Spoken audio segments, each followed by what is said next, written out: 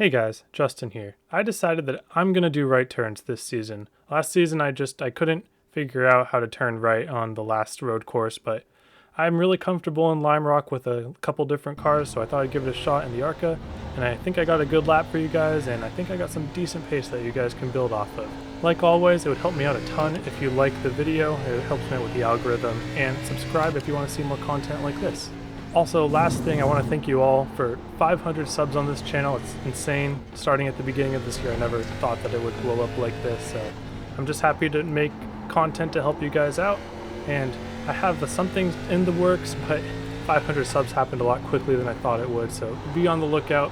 I'm working on something, and I think you guys will like it.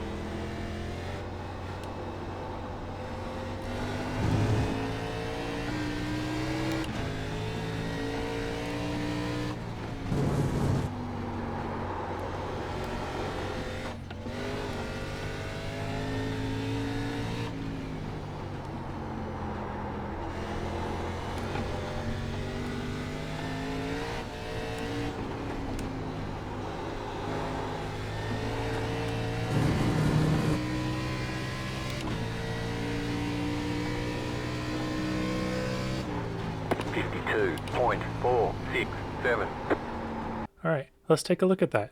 So I'm going to show a bit of outlap here because it was too long for the video, but as you can see, a little bit of brake dragging, shenanigans, not the full slow down, everyone gets mad at you type thing, but just use your brake and drag it when you can on outlap. It helps heat up the tires, nothing too crazy, don't do anything that would get you in trouble for any reason. I'm running this mostly normal though, so if we skip ahead here, I'll come up to the outlap here, or the turn right before the lap.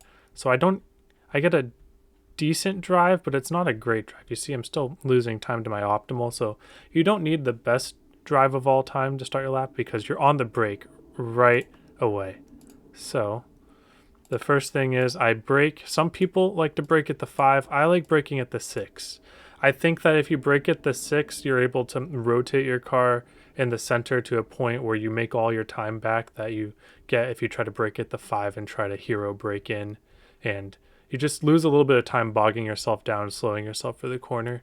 So I brake at the 6 as the run goes on. I might even brake a little bit before the 6, but the 6 is pretty safe time to brake. Okay, so I brake into the corner, and the first thing you'll notice is that I try to do a diamond here. So I'm aiming at the curb. I want to pretty much get my right wheels on the curb, except not quite. It's not the end of the world if you get on this curb, but ideally you don't want to be on it. So I might have touched it just a little bit, and you saw I lost a tiny bit of time there, but it wasn't that big of a deal. So just get as close to the curb as possible, and then let your car go up the track here. So you want to diamond this. So you make a first apex, you hold your wheels steady, you hold a little bit of throttle, and then as you're able to turn it back down, you want to apex again on this curb, again not hitting the curb, but getting close to it. And if you hold a certain amount of throttle, I found that amount of throttle to be just about 2/3.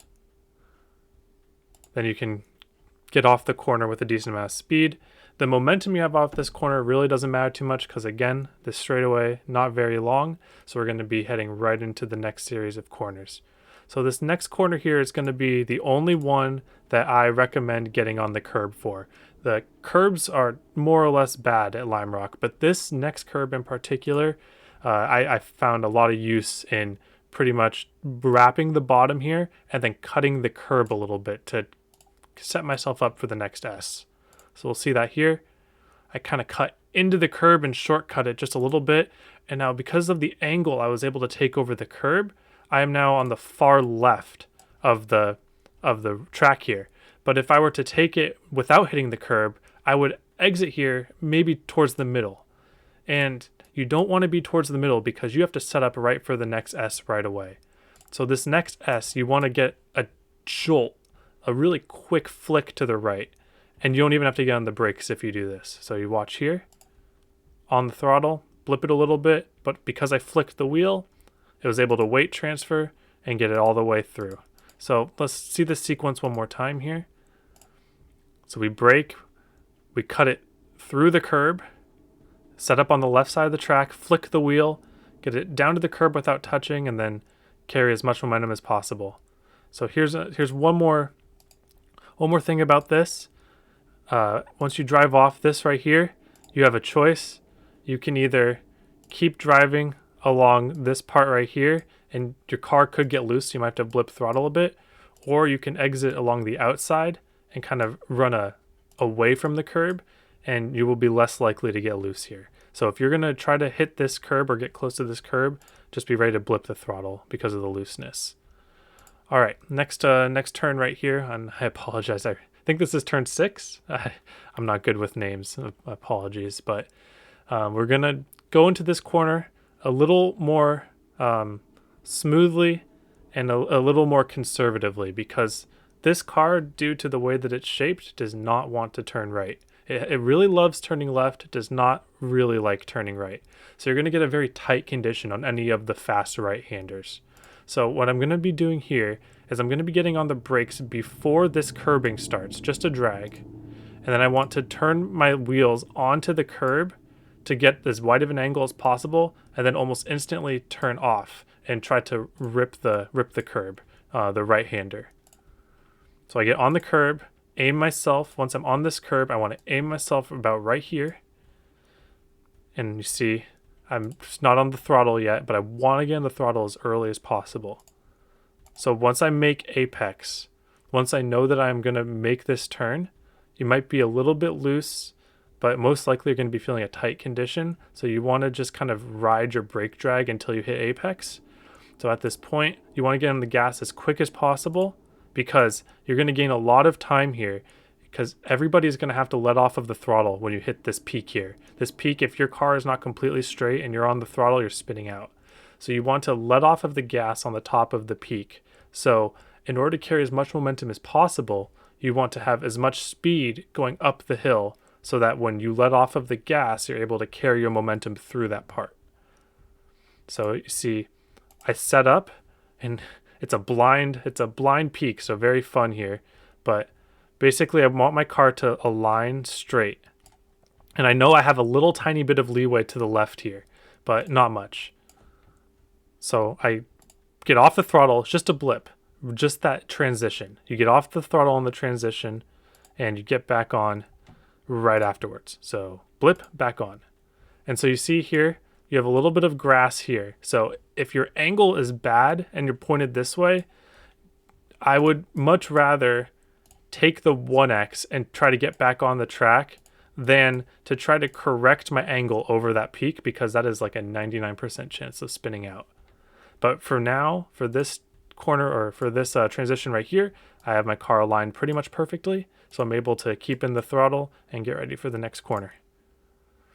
All right, so again, coming into this corner, I'm actually going to be a little bit more conservative into the corner, a little bit earlier braking than you might think at first glance. So you see this split here? I'm on the brake before split 3 is over. So that's kind of a good finite point. So you want to be dragging the brake at about a half, even before, right before you get to the split marker. So because I got on the brake early, my ideal line is I want to actually late apex this corner. So you see, I'd made a little mistake here. This maybe cost me 1/10, where I'm a little bit more apexing early on the curb, and that just means I'll have to wait a little bit longer. Whereas if I was turning in a little bit later and getting this kind of angle right here, then I would be able to carry more of my momentum through this right-hander. But you see, I missed it a little bit, so I'm not carrying as much momentum through. And now for the final corner, it's a little bit weird. So you have one more downhill transition where you really don't want to be on the throttle. So I use that as the beginning of my braking point, instead of trying to do this weird off throttle, blip back on the throttle, get back off the throttle. You don't want to do that. So what I'm aiming for is not for an a middle apex or late apex. I am actually wanting to early apex this curb and wrap all the way around it as close as possible without touching it. So you see here, you get your right sides pretty much on the curb without really touching it. And if you get your car weight shifted correctly with your rights right on the line, then you're able to carry more momentum. You see how much time I gain here? I gain about a half a tenth, maybe closer to a full tenth when all is said and done down the back stretch. So one more time on the right-hander here. We get off the throttle on the transition, tiny brake drag, aim for the beginning of the curb. So tiniest brake drag as you're aiming for the very beginning of the curb, and just wrap your right tire around the curb the whole way, and you should be able to carry a lot of speed through there. All right, so that is how you do hot lap at Lime Rock here, and we will now cut and see if anything changes as the race run goes on. All right, just finished up the race here. Finished P3, qualified P3, podiums all the way around. Pretty good considering I was a number 16 car in the split, so I think this is something to build on for the week, maybe boost some road eye rating here. So basically, not a lot happened this race, but I have a couple notes for you guys. One, off the start, you can see that I went to the outside here. So my braking point off the start, this is pretty important to remember because everybody's going to have to brake into turn one at some point. So I had a pretty good entry, I would like to say, by braking around the 4. And I think you could have gone all the way to the 3 even. So if you want to be safe, brake at the 4. If you want to be a little bit aggressive, brake at the 3 off the start here. So you see I was able to hold off third place just by running the outside. You can keep even really well. And then this is such a tight left-hander that he's not going to pass on the outside here. So I was able to scoot into third. So basically the car, you really just have to drive it conservatively the whole time. Basically the same lines that I was talking about before, but just not as aggressive on the throttle at the risk of spinning your rears. So first place kind of ran away with this. He was able to optimize his throttle. I got stuck behind second place. I think I would have maybe finished a little bit closer to him if I was able to get into second there, but just couldn't figure out how to get the pass done. I think I would have had to make a dive bomb at some point, and I just didn't want to do that in the first race of the week. So first couple laps I was kind of struggling into turn 1. I think you'll see it here even. I wasn't using enough brakes. So you see I had my braking point, but because I was not doing my full amount of brake, I think I was doing 2/3-ish before, I was only going to half. And because I was only going to half, I was carrying too much speed into the corner, and you could see I just drift way too far outside, almost spin out. Really good save. But moral of the story is you may have your braking points, but they're not worth anything if you don't have your braking pressures to go along with it. So I corrected that by lap 5. See, I was all the way to the 2/3, and that really slowed me down so I didn't drift nearly as far up as I did before, and I adjusted to that, and that's just one of the things that you might forget during the race, so you just gotta be patient with yourself, make some mistakes and manage them.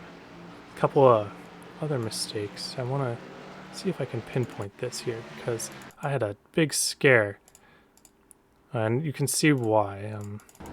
Let me fast forward here. I think it was during the uphill. So I get a good run on the uphill. Yep, there it is. And you see, what's the issue here? Well, we're pointed the wrong direction. I need to be straight. Right now I'm pointed towards the wall. And I do the big mistake that I told everyone not to do just now. I tried to correct over the hill to avoid the 1X. And what did I say? Don't avoid the 1X. Because why? That happens. Now, I don't know how I saved this car. I really have no clue how I saved this car, but thank goodness I did. It was that 1% I was talking about. So, learn from my mistakes, and hopefully I will too. You want to be straight coming up the hill over the crest of the hill, and if you miss it for some reason, take the grass. Don't try to correct it in between, because you will die 99% of the time.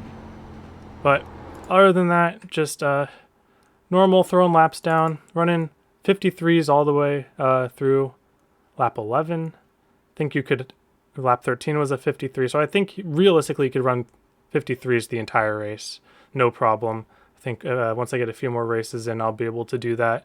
So that's what you guys have to aim for. This was a podium and first hour top split for Arca Lime Rock, and I hope you all have a wonderful day, and I will see you all on the track.